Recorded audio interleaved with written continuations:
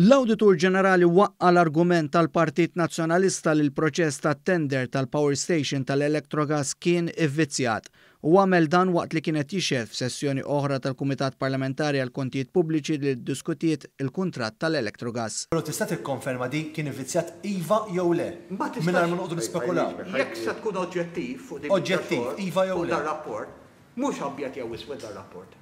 Iva, ma tinsaqsik domanda. Il-process jekk kien ħażin kollu, waqqas kien perfett. Kien fin-nofs, kien hemm aspetti faħħarnihom. Kien hemm aspetti faħħarnihom.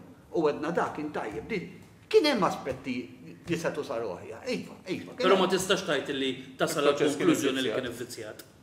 L-Awditur Ġenerali kkonfermaw wkoll is-security of supply, jiġifieri li f'pajjiż ikollok aktar minn sors wieħed tal-ġenerazzjoni tal-elettriku kien daħal fis-seħħ fl-2012. Id-diversifikazzjoni u security of supply is-semmit f'policy tal-Gvern li tieħdet fi-2012. U tagħmel sens. Issa ħanneduha kif inhi żgur mhix kontroversja li gvern ta' ġurnata ikollu sorsi differenti ta' enerġija ma jkunx jiddependi. U laqas li jkollu security of supply agreement. Mhux hekk.